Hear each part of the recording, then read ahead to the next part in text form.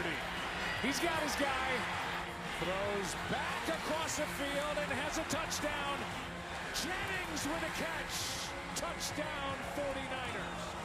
Throws it in near pylon, and it's caught by McCaffrey.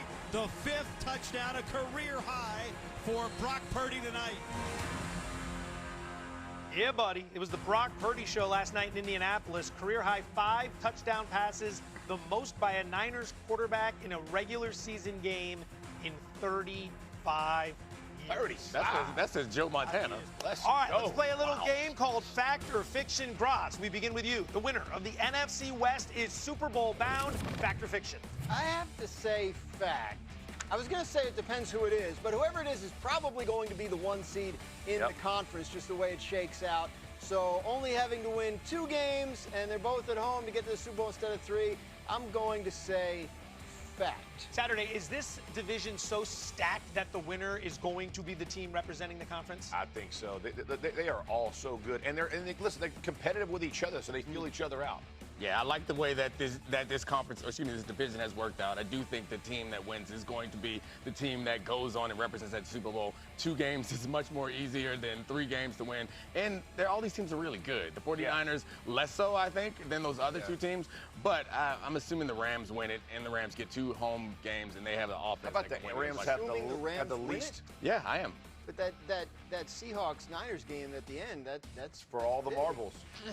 I just really want the Rams to win because they're better than the other 2 teams. All right, back to the game. That game, J-Mac, Eagles closer to 1 and done than a Super Bowl run. Fact or fiction? I'm going fiction on this one. And I know everyone's going to say, oh, they didn't play anyone. They played the Raiders. They played the Commanders. This isn't a team that has completely forgotten how to play the game of football. They won the Super Bowl last year, and I will say they can finish this season on a 4-game winning streak, and that builds confidence in what they've done over the last 2 weeks. Roz, they did win the division in back-to-back years. I'm not going to put anything past the team that can win the NFC East. Whoa. Don't try to slide. That was way shady. Way too However easy. that tried to go down. No. Let's revisit that, Joe. Who needs to win the Super Bowl Let's when go. you can pull off something as unlikely as that? Let's go. They did that. They won the Super Bowl. Have you ever heard such a thing? Good gracious.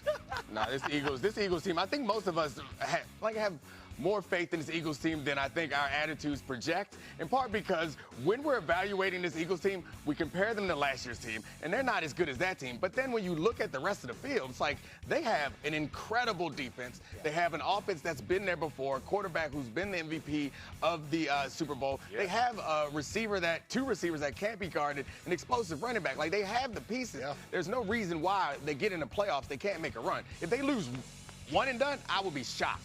They get back to the Super Bowl, I'd be a little bit surprised. I will be shocked, though. Saturday, back over to you. The Chicago Bears, a legitimate Super Bowl contender, fact or fiction? That's fact. They are. Wow. Listen, I'm going to say this. I was the onside kick, what a 4% chance or a miracle, whatever it is. They still found a way to win. And here's the thing. They, similar to the Eagles last year, I'm not comparing the 2 teams, they lead the league in explosive runs. They got 63 of them.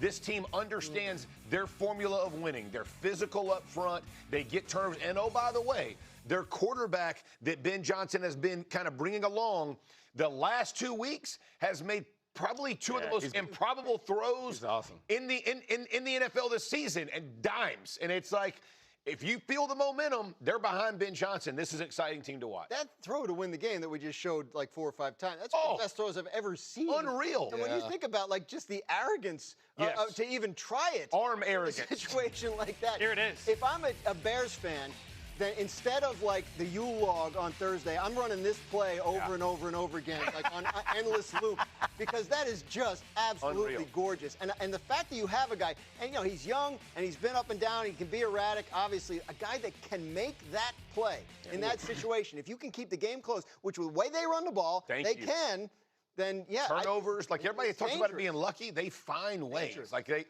Listen, if the offense can be that explosive continuously, it's going to have to compete with how other teams can score against their defense. But their defense has made the incredible plays. But to your point, the ability to have the explosive runs is less exciting than throws like that. But that's the real, like, secret to this offense because, like, oftentimes when you try to take a deep shot, they're low probability plays, so now you're in 2nd and 10, and your drive might be dead. But if you hand the ball off, and that's just as likely to have an explosive play, if it fails, you're in 2nd and 6, the drive is still alive. Yes, it's about keeping those drives alive, and then sometimes stealing a big play that you don't have to scheme for. By the way, when was the last time a team won the Super Bowl relying on explosive runs? Oh, yeah, 10 months ago. Yes. J-Mac, I want to get you in here. I know you've put together some tape that demonstrates the very best version of Caleb Williams. Oh, yeah. Take us through that. Yeah, I think what we're all saying is that they can run the football. And the part that we've been looking for this year is to see more consistency out of Caleb Williams and see him be accurate down the field. And Gross talked about the last play, but there's been multiple examples. And to me, this was perfect of him going through progressions. He's getting back. All right, now I'm looking to my right.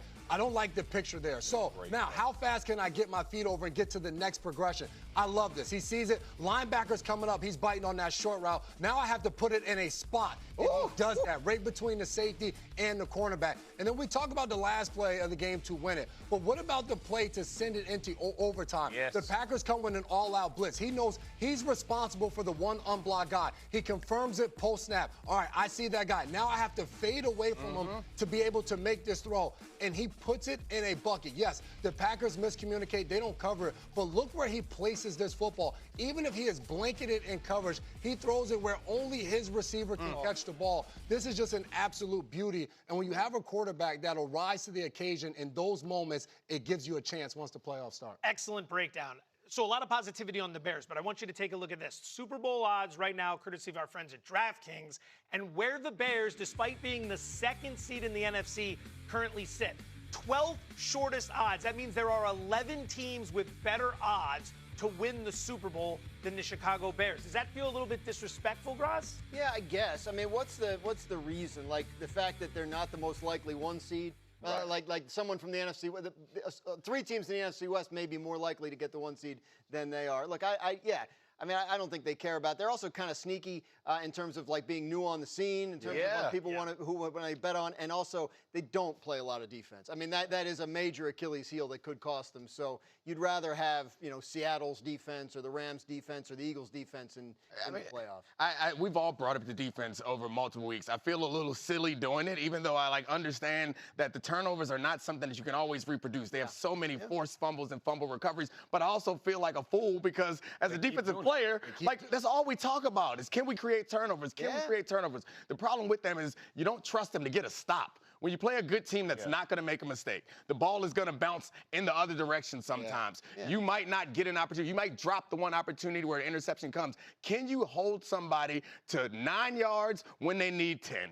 And we haven't seen them be able to do that consistently this season. And it makes me nervous because you don't think week in and week out, 3 weeks in a row, or 4 weeks in a row if they want to win it, that they're going to be able to stop all these offenses or these opposing offenses are going to make the mistake that crushes them or multiple mistakes. It just seems so unlikely. Think of it like this. Last year, they're on the wrong end of the Hail Mary. This year, they get the onside kick. That stuff has a way of balancing itself out. And another point on the odds, if that was a mistake, someone in Vegas would have hammered that price and knocked it into shape. If you know what I mean. So that is where it's supposed to be.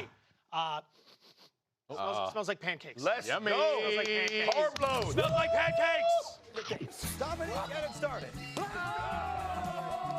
Receive it. Fluffy. Little taste, little